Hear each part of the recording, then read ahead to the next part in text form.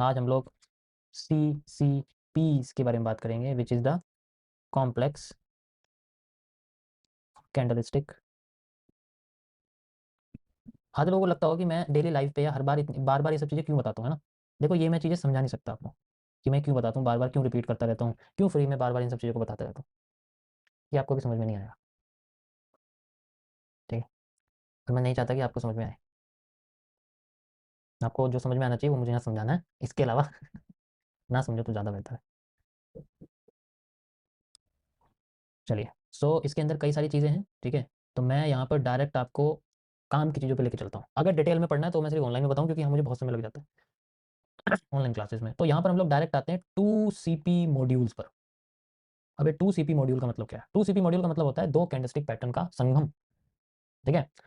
तो इसके अंदर हम लोग सबसे पहले पढ़ेंगे सबसे बेस्ट कैंडलस्टिक पैटर्न, जो कि होती है हमारी पॉजिटिव एनगल्फिंग, ठीक है। ये सबसे बेस्ट है, किसी भी रिवर्सल एरिया पे दिखेगी, जो कि मैं आपको आगे बताऊंगा कि रिवर्सल एरिया कैसे फाइंड आउट करेंगे। उससे पहले कैंडलस्टिक पैटर्न को समझना सबसे जरूरी।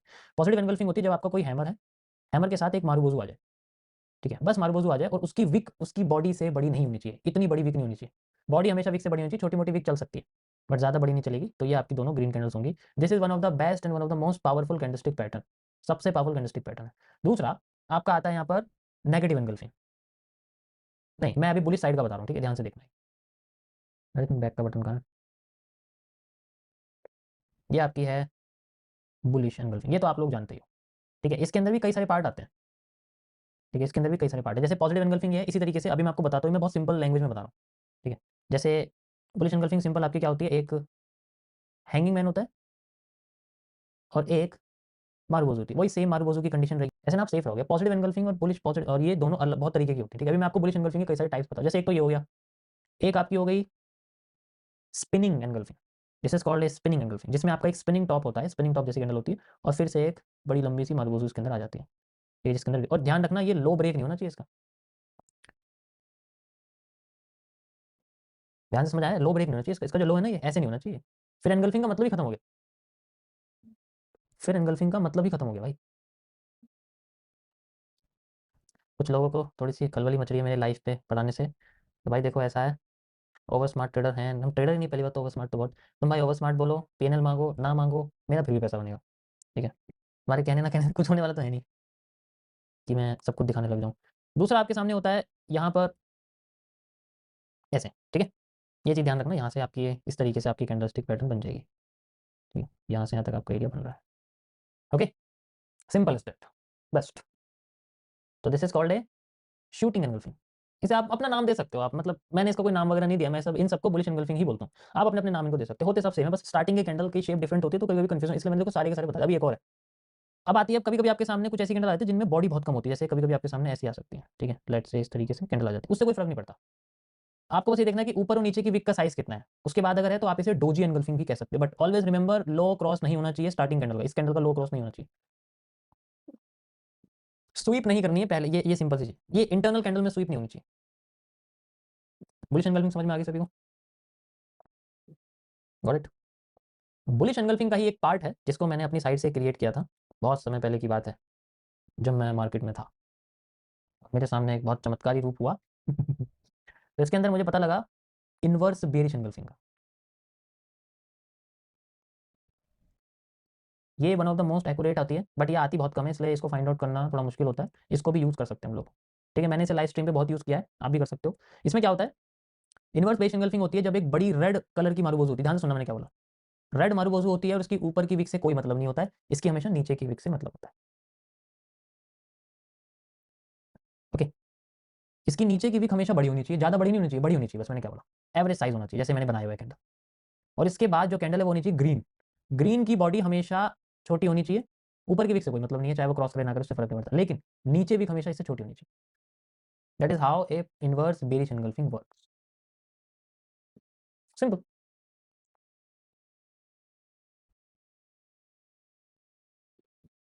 अगर एक्स्ट्रा कंफर्मेशन चाहिए तो कुछ नहीं करना, इसके हाई के ऊपर एक लाइन लगानी है और फिर वेट करना है इसका कोई कनेक्टिविटी थोड़ी सी ऐसे होता है, ठीक है। अब यहाँ तक जाने के लिए अब मैंने मैं इसको क्यों कनेक्ट कर रहा हूँ, इसको बाद में क्यों लेके आ रहा हूँ, क्योंकि अगर आप इसको लगाओगे तो इससे आपके स्टॉप लॉस का साइज बड़ा हो जाएगा। इतनी बड़ी कैंडल आएगी, लेट से मैं आपसे करूँ भाई, साइज बड़ा हो जाएगा ना। अरे ये क्या बना दिया मैंने,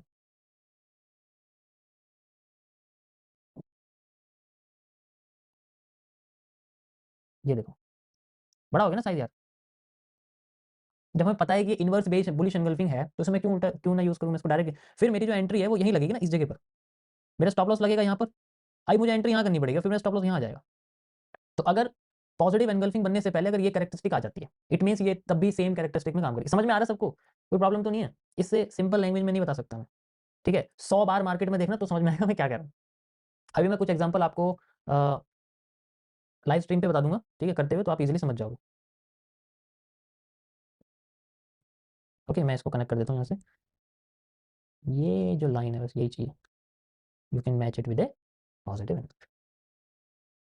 यानी कि आप इसे इनसाइड बार भी कह सकते हो, बट उसमें बहुत अलग। 90% लोग यहाँ पर ये सोच रहे हैं कि ये एक बुलिश हैरेमी, बुलिश हैरेमी का पार्ट है, बट बुलिश हैरेमी ऐसी नहीं होती है। उसके बारे में आपको आगे बताऊंगा क्यों नहीं होती है, क्योंकि वो गैप मार्केट में बनती है, वो इन मार्केट में नहीं बनती। यहाँ पर मैंने ध्यान सुनो, जहां से क्लोज हुई है वहीं से ओपन करी है, open and close price are the same. अगर open and close price same नहीं है, उस केस में आप उसको नाम चेंज करके बुलिश हैरेमी कह सकते हो। यानी कि कैंडल यहाँ है, लेट से अगली कैंडल आपकी ऐसे ओपन हुई है, ध्यान से देखो, तो ये उन मार्केट्स में ओपन होती है जहां पर गैप में कैंडल्स ओपन हुई, जैसे आपकी स्टॉक मार्केट्स है, निफ्टी है, बैंक निफ्टी, इन सब में होता है। तो वहां पर आप पॉजिटिव और नेगेटिव एनगल्फिंग नहीं कह सकते, आप वहां पर सिंपली बस एक ही चीज कह सकते हो, दैट इज ए सिंपल। क्या क्या चीजें हैं, थोड़ा सा पानी पी लिया मैं, यहाँ समझ, यहाँ तक समझ में आ गया सभी को, कोई प्रॉब्लम तो नहीं है।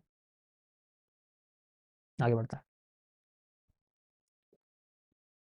ये समझ में आ जाएगा। आज आज बुलिश एनगल्फिंग मतलब 2 CP मॉड्यूल में जो पॉजिटिव पार्ट है वो समझ में आ जाएगा। देखो मैं पूरा डिटेल में नहीं बता सकता, इतना समय नहीं होता मेरे पास, ठीक है। पूरा डिटेल में अगर समझना है तो फिर टाइम देना पड़ेगा आपको अच्छा खासा, या तो ऑनलाइन क्लास में आ जाओ या फिर टाइम देना पड़ेगा। पुरानी स्ट्रीम देख सकते हो, स्ट्रीम मुझे याद नहीं कौन सी, बट जिस स्ट्रीम में मैंने बताया शायद अक्टूबर की, पिछले पिछले से पिछले साल की 2024 की अक्टूबर की स्ट्रीम पे मैंने पूरा डिटेल में समझाया हुआ है, आप वहाँ से भी जाके देख सकते हैं। अगर आपको वही चीज़ है जो मैंने कल बताया, या तो इन्फॉर्मेशन या फिर स्ट्रेटेजी। अभी मैं मिडल पार्ट पे काम कर रहा हूँ, मिडल, थोड़ी सी इन्फॉर्मेशन थोड़ी सी स्ट्रेटेजी।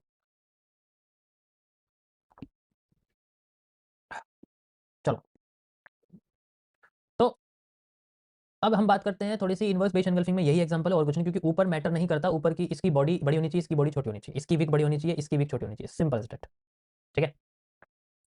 चलो अब हम चलते हैं थोड़ा सा पॉजिटिव एनगल्फिंग की डिटेलिंग के पास, ठीक है। हाँ भाई, आ जाओ। तो यहाँ पर इसमें और भी शेप्स होती हैं, जैसे इसके अंदर भी हम लोग बना सकते हैं थोड़ी सी स्पिनिंग वाली, यानी कि इस तरीके से हम लोग स्पिनिंग भी बना सकते हैं। देखो ये उन कैंडलस्टिक पैटर्न्स में से है जिनमें एसएल थोड़ा बड़ा हो जाता है, बट इसमें आप ज़्यादा बड़ा आरआर नहीं निकाल सकते। इसमें एवरेज 1:2 मैक्स, 1:टू 1.7, 1:टू 2.5 मैक्स, इतना ही हो सकता है, इससे ज़्यादा नहीं होता, क्योंकि यार इतना बड़ा हो जाता है ना, क्योंकि पॉजिटिव पैटर्न में हमेशा कैंडल ऊपर क्लोज होती है। जब बुलिश एंगल्फिंग होती है तो रेड कैंडल थोड़ी सी कैंडल नीचे शिफ्ट हो जाती है, मार्क बोल थोड़ी शिफ्ट हो जाती है, लेकिन इसमें शिफ्ट नहीं होती, इसमें वहीं से ऊपर चली जाती है। तो आप देखो ना साइज कितना बढ़ गया, इसका साइज कितना है और इसका साइज कितना है, इट मैटर्स। नेक्स्ट कैंडल है आपके सामने इन्वर्टेड एनगल्फिंग, इसको हम लोग बोलते हैं इन्वर्टेड पॉजिटिव एनगल्फिंग। बाकी आपके ऊपर, आपको नाम कौन सा रखना है, बट लो क्रॉस नहीं होना चाहिए। तो जब भी इन्वर्टेड हैमर आएगी ये आप यूज कर सकते हैं। समझ में आया। अब ये मत कह देना कोई कि ये किस मार्केट में काम करती है, चुपचाप स्ट्रीम एग्जिट कर देना, अगर माइंड में ऐसा सवाल आ रहा है तो।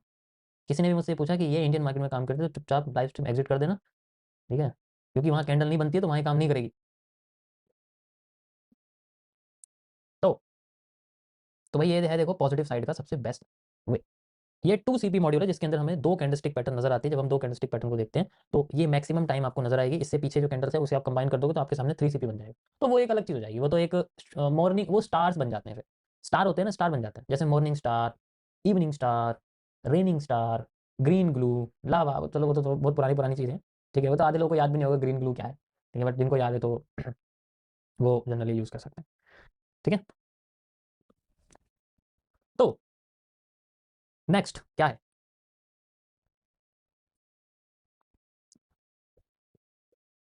नेक्स्ट आता है आपके सामने। अब हम थोड़ा सा नेगेटिव साइड के बारे में बात करते हैं, तो थोड़ा पॉजिटिव साइड होगी ना भाई। अब हम लोग नेगेटिव साइड के बारे में बात करते हैं, तो लेट से अभी हम लोग बात करते हैं बियरिश एंगल्फिंग के बारे में, ठीक है। अब बेयरिश एंगल्फिंग भी बिल्कुल सेम ऐसी होती है, लेकिन उससे पहले मैं आप लोगों को बुलिश एंगल्फिंग का थोड़ा सा चलो मैं पहले इसे भी कंप्लीट करता हूँ, उसके बाद फिर चार्ट पे लेके चलता हूँ एक साथ ही सारा का सारा। ठीक है। तो बेरिश एनगल्फिंग में भी दो पार्ट होते हैं अगर आप देखोगे। तो एक तो आपकी नॉर्मली इनवर्स बेरिश एनगल्फिंग होती है, ठीक है, और एक आपकी नॉर्मल आप कह सकते हो पॉजिटिव होती है, यानी कि पॉजिटिव एनगल्फिंग होती है, सॉरी नेगेटिव एनगल्फिंग होती है। ठीक है, एक तो इनवर्स हो गई, एक नॉर्मल हो गई आपकी। ठीक है, यहाँ मैं थोड़ा सा डिटेल में कर देता हूँ इसको। नॉर्मल हो गई आपकी, और दूसरी आपकी नेगेटिव हो गई।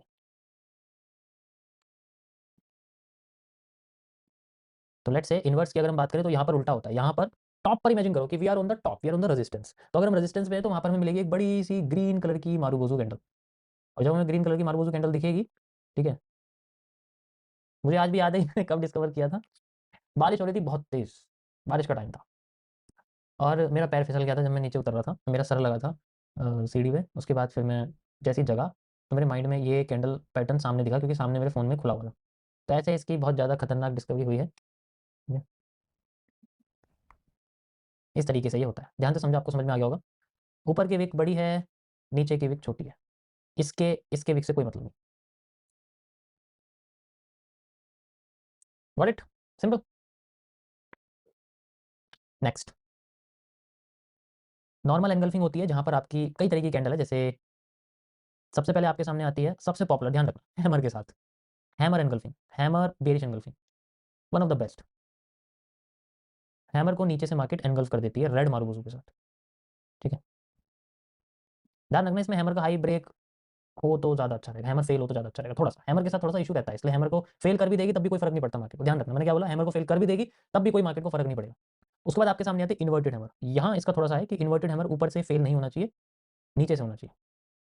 मार्केट यहाँ से नीचे जाती है एंड देन फिर बाद में यहाँ से अपने आप को इस तरीके से नीचे कर देती है। ठीक है, तो जैसे यहाँ से नीचे कर देगी, यहाँ पर उसके बाद आती है हमारे सामने नेक्स्ट एक स्पिनिंग टॉप वाला एरिया। ठीक है, ये भी एक स्पिनिंग टॉप है। ठीक है, स्पिनिंग टॉप होने के बाद हमारे पास मार्केट फिर से एक मारूबोजू बनाती है एंड देन ये हमारे सामने एरिया बन जाता है।